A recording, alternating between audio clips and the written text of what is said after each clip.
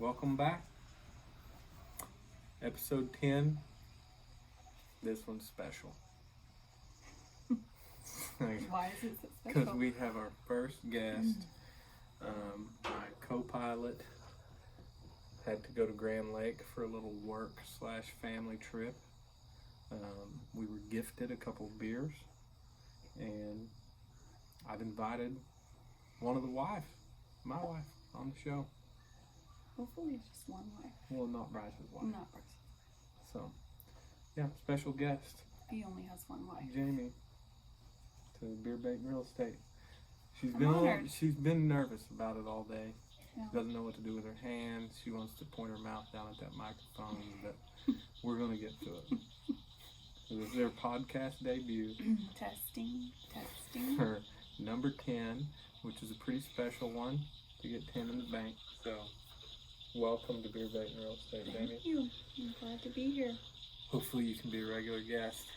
So let's get right into it. She's already familiar with the setup of the podcast, obviously. She's married to me. But her brother, Jonathan, gave us these beers a couple weeks ago, and we've been sitting on them to do this podcast. I think this is something you're going to like. I hope so. It sounds good. It's got apple in it, and so really, it's probably for the best that Bryce isn't trying this, because you start losing him once you get fruity.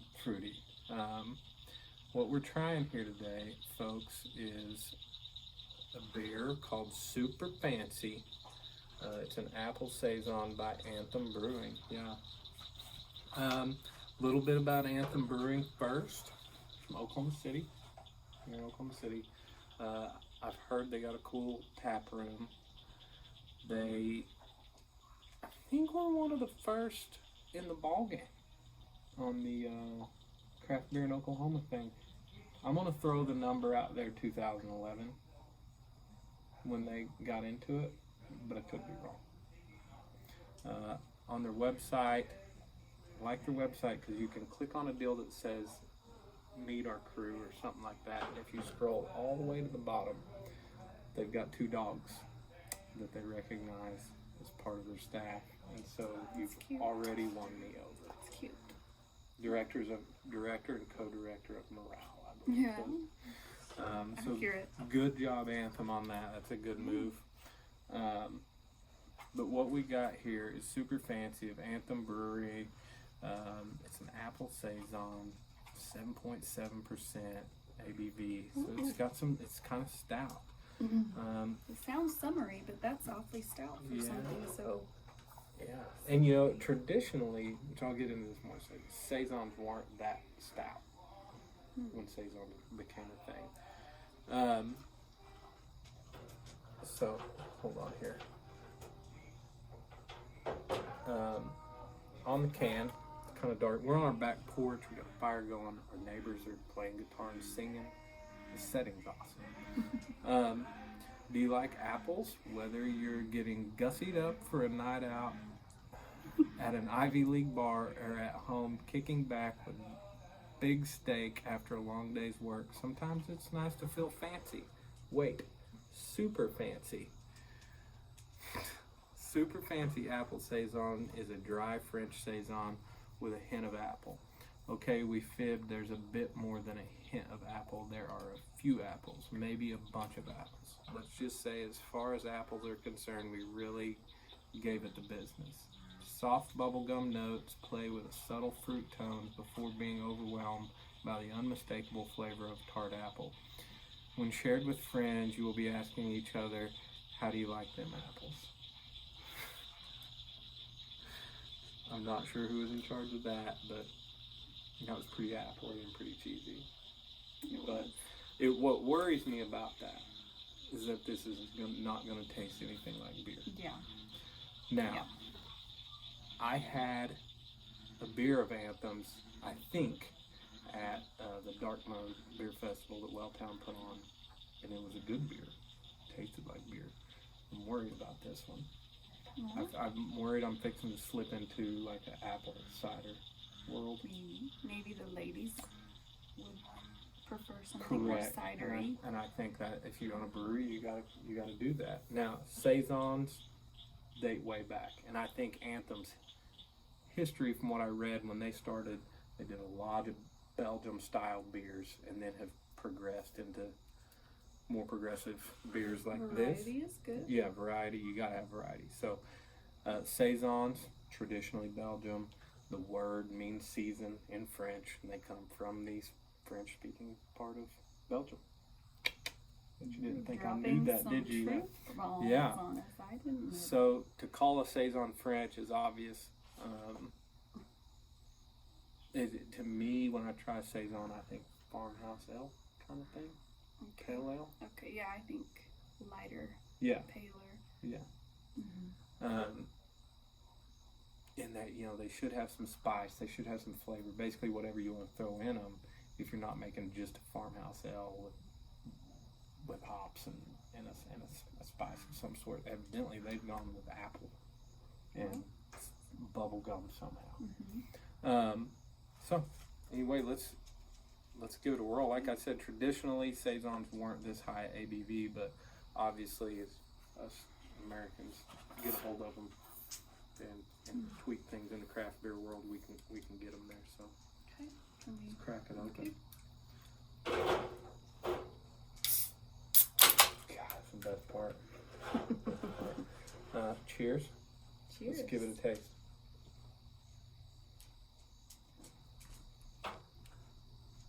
Not a damn bit like me. It's very appley. That is apple. It's apple juice. That's, I would call that It's spiked apple juice. 7.7% apple juice. Yeah. It's sour. This isn't the apple juice that'll get you drunk. Is Yes. what this is. Yep. It's really sweet It drinks like a sour. and sour. Yeah, it drinks like a sour. I don't taste any bubble gum. I taste a shitload of apple though. I don't. Bubblegum really threw me in the description. I don't. Mm-mm. Yeah, not even on the finish. It's just tart. Mm-hmm. Green apples maybe. I don't know. It's pretty sweet. But I'm not a big I'm not sour. a sour. Yeah, I'm not beer a sour fan. drinker. And I feel like this is off the mark. I think when you say, "Hey, we're gonna go have craft beers," this one is not what people are thinking. not with craft, but cider for sure. Yeah, Yeah. this absolutely more closely resembles a cider Yeah. than a saison. Yeah. In my unprofessional opinion. And mine's even more unprofessional. So. Well, we're gonna keep drinking this. Bryce too. Okay. Bryce wouldn't even likely finish this, Really, yeah. but me and you will. I know. Yeah. I wouldn't want too many of them just for the sweetness. Like, Well, if I want apple cider, I think I'd order apple cider and avoid the gluten. it's not my favorite. Yeah. So, that's our initial. We're going to keep drinking these, and we're going to move on, and we'll come back to them. So, moving on to the bait section, beer bait and real estate. I mean, I don't even know, really, you're the special guest, so I feel like you should get to kind of guide the discussion. What about hunting and fishing? Would you like to talk about? Would you like to any wife that might listen? You want to talk about the cost of that habit financially?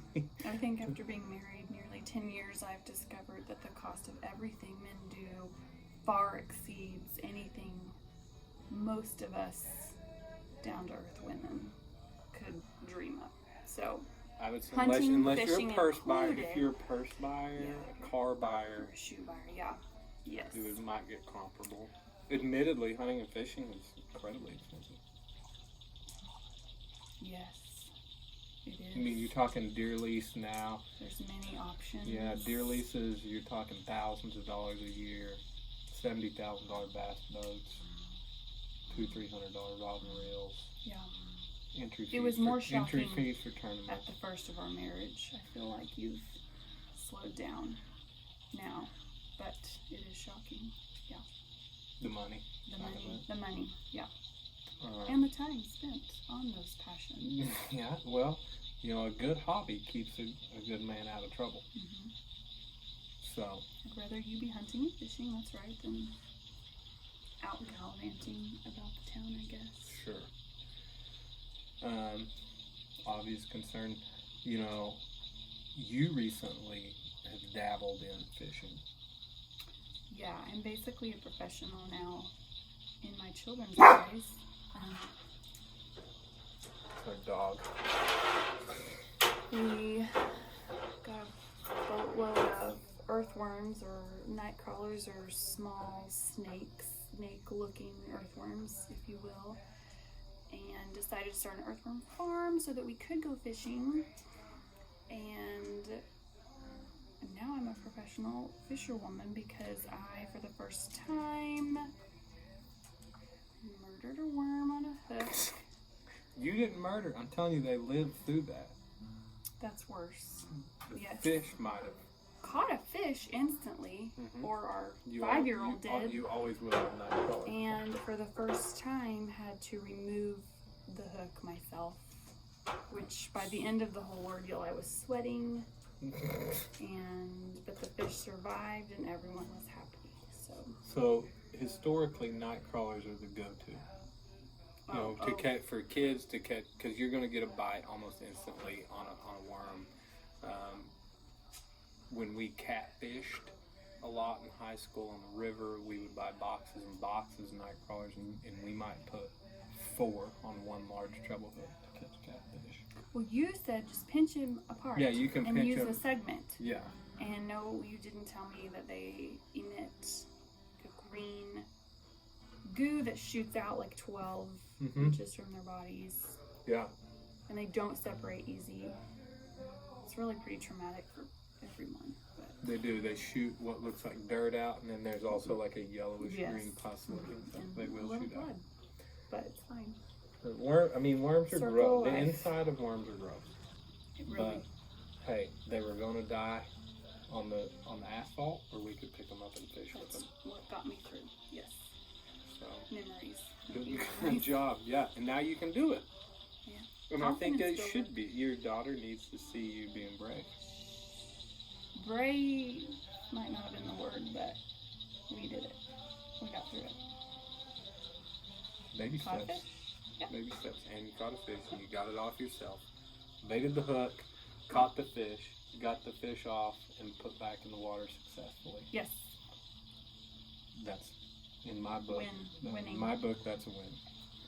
So, for the bait section, all you wives that might listen to this, or it might be a new audience, the cost, we could really probably get Elizabeth on this, because For sure. She obviously she's gonna be she's there. she's gonna have, you know, Bryce has more of a fishing habit than I do. Yeah. So, Liz has probably done it actually, fished? and like No, baited a hook I mean and, she could address the fiscal part of yeah. On the fishing side. Yeah, we'll revisit this when we get both of you on here. So moving on from the outdoor section of the podcast onto real estate. I don't really feel like I need to coach any better on real estate tonight. We got the fire going, beers, back porch, neighbors singing Garth Brooks. So what do you want? I'll answer a question for you about real estate. You can inform the people, spouses, just in general, what it's like to be married to somebody that has been professionally in real estate for 10 plus years now. Yeah, over 10 years Over now. 10 years probably. Yeah, Yeah. Oh gosh. Well. probably closer to 15. Sales is all you've known and all Mhm. I've known of you. But yeah, real estate, I guess, has treated us well in general. We're doing well, however, those first few years I thought you'd be home for dinner at 5, and I was very wrong, and it took me a long time to learn that you will never be home when you say you're going to be home, because someone will call or someone will stop by. Nature of sales. It's expensive. It's expensive to be a realtor. Yeah, you segued there. but I like it. Unless you are planning to go into the field and just grind the pavement, it's going to cost you a lot of money. It's expensive and it's time consuming. Yes. I think to say that, it reminds me of that time we were at Kyle Smalling's house in Tammy Green. I don't know if we were married. Were we married yet? And she told you he won't be home. I don't know. Remember that? That Vaguely. stuck with you for a while. Vaguely, yeah. I think to do real estate right, if you're operating by yourself, the time investment is tremendous. You need to have good life skills, balancing skills if you're going to have a family. If you're going, because I dealt with that just this weekend. People don't have a lot of, and that's just in sales in general. I've been in many different aspects of sales, but as a salesperson, there's an inherent lack of respect for your time. So people want you to go now. If they call you, there's a decent chance if you don't act on that lead or that call right then, they will move on to somebody that will. There's always somebody in sales willing to do it right now. Yeah. So you have to make that decision, and you're going to lose some deals over that. This weekend, I had a guy call me. We were out back here playing with the kids. He said, "Hey, I have a daughter-in-law or some half-assed relative of his looking for a house hot and heavy. Can you come show us this house? And what's the cheapest you'll do it for, because we're not paying 3%. And I told him I won't. And I called him today to see if they still needed help looking. And he said, no, we found the daughter-in-law had a friend that was a realtor and she helps out or something. But either way, moral of the story, if you want to make a shitload of money in real estate, you got to work your ass off. And you're going to have to be ready to jump up and go at a moment's notice and not be home for dinner. You're going to miss stuff.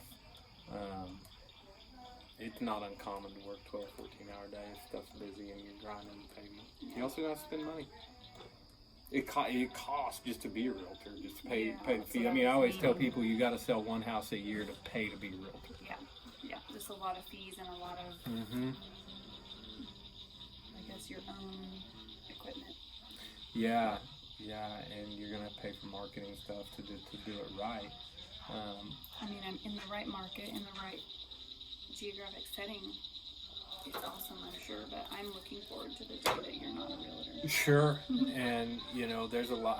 I've seen in my time in it. I've seen a lot of people come in it and leave it. And the biggest deal there is they think they're gonna come in it as a part-time side gig to make money.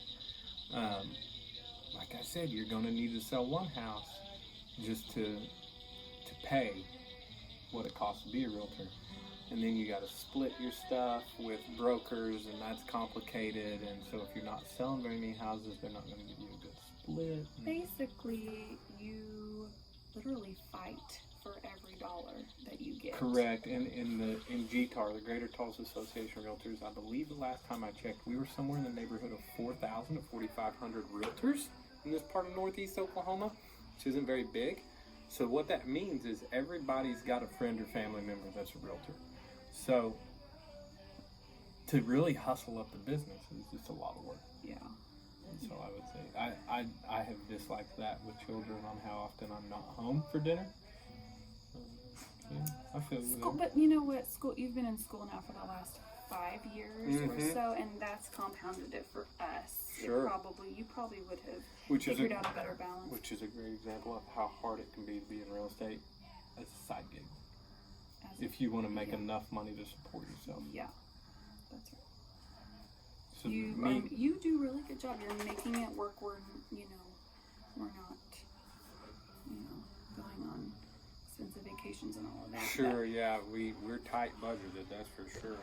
And you've learned to make yourself, come home and be with the kids and I, for a little bit of each day. But it's been a big learning curve. For a girl coming from your family was stay-at-home mom, dad was corporate guy. Yeah, home every day at 5 o'clock, Yeah. dinner on the table at 5:30. Yeah, the being married to an entrepreneur, professional salesperson. I mean, I'm aware. I try to stay very mindful of how difficult that would be. So, Well, thank you. You're doing a good job. thanks. So yeah, I feel like I can speak to those who want to get into it on the side and make a bunch of money, because I do full-time school, wife and kids, and being in real estate is our only income. Yes, and you've mentioned before, if the pressure was off to where that was your only means of income, it wouldn't be such a burden. I'm just going to jump out here and say this. I would be a fucking hammer in the real estate world if my hours weren't spent in nursing school. Yes, I believe that. Social media has made that It's a small, better. subtle brag. You are a hard worker and you are driven. Yes, I agree. Thank you. But I'm grateful for the deals I get. I do work hard. I feel like the clients that I work for know that. That really, what's made me successful is I'm not scared to work late. I'm not scared to work 7 days a week. No matter what all I got going on, fit it all in. And I think that's important. That's an important lesson for everybody. Like, so if you want to be really good at something, very few of us actually just have one thing going on to focus on. As much as everybody wants to wish that the people they're dealing with have that, if you're dealing with a mom that's a real estate agent or at work, in any job, that mom's got kids, that's also a job. So she's got shit going on. So just back off people. Let them do their job. Let them work for you. If they're not doing what you think they ought to be doing, just have a nice conversation with them. Yes, and have some sympathy. Have a little leeway with people. Yeah. Because I mean, there literally is nobody. I feel like nobody. If we wanted to just get in a working competition, that can outwork me. Not at all. It's a thing about prioritizing. I'll add one more thing. Before I really was married to a real estate agent, I never realized that people fight you so much on your commission, what you're going to make. They almost are offended that you are going to make money off of selling a house. Like they've never thought that that's how you make a living and support your family. I assumed people understood that and wouldn't question you or negotiate with you on that, but yet, like I said, you have to fight for every penny. People do not want to pay you a dime if they can help it. Yeah. And I didn't really, that opened my eyes to that. So on that note, yes, be kind, be sympathetic. Yeah, because I gotta sell for me to make a very modest living to support our house. Just to be candid, for me to put $60,000 a year in our bank account, I really need to sell. Probably the number's probably $20,000 to $25,000 a year in this market. Has that happened in a while? No. That's a lot. Thank goodness we budget good. So yeah, we don't make as much money as people think. But we're happy. We're happy. My schedule. We'll be happier once you. My schedule is flexible. It does when you get a good client. It's a hard business to beat. It's just fun to help people that need to sell their house, and if you can do it effectively for them, it's hard to beat. People looking for a house, if you can do it, find them the house of their dreams. Impossible feeling to beat. Yeah, I'm grateful, but it would be hard to be married to us full-time agents, for sure. Good thing you're handsome. Thank you. 7.7 must got you talking funny. So we got to score the beer. Oh, tell me that. I don't know. It's 1 through 10. Okay. Go with your gut. 10's a unicorn, impossible to find. Okay. 1, you won't have it again.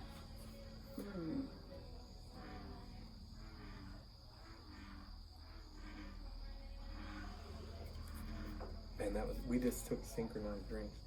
We're trying, guys, the reason why we're slagging on this is I think in your heart of hearts you never want to be mean to anybody, No, but and you that's don't not want to give mean. a bad score. but Honestly, okay, I'm gonna give it a 3. that's accurate. I would But drink it if I did if not expect that.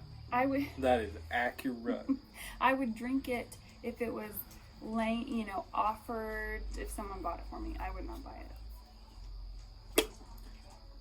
I'm gonna give it. That's an amateur. I'm not it's super kind of an. picky It's either. kind of an I'm not amateur. super picky. It's kind of amateur score because you did a whole number, but I'm going to go. Tell you what, I'm gonna have to go 1.9.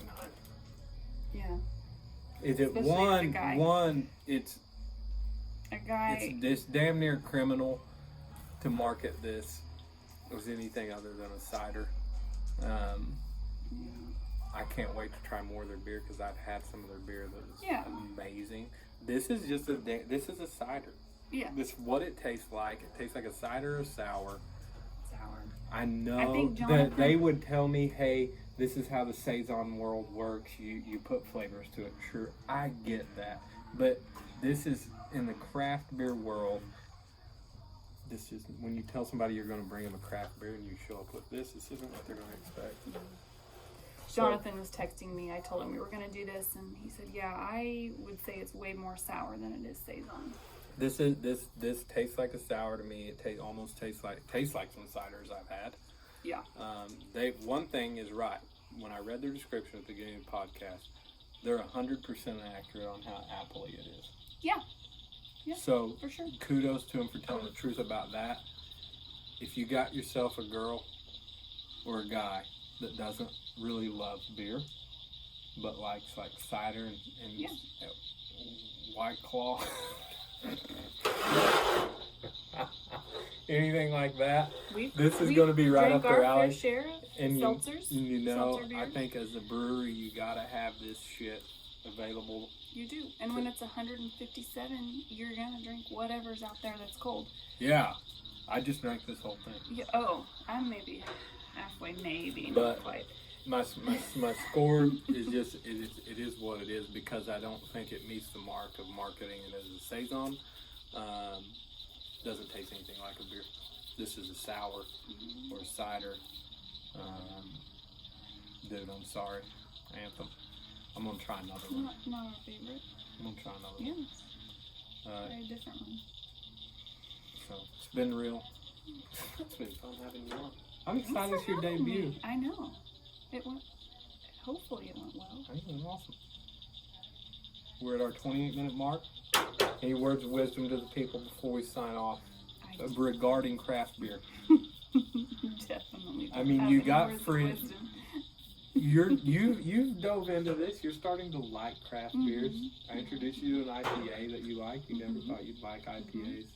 What would you tell the other females out there about when they walk in a craft brewery? Try it.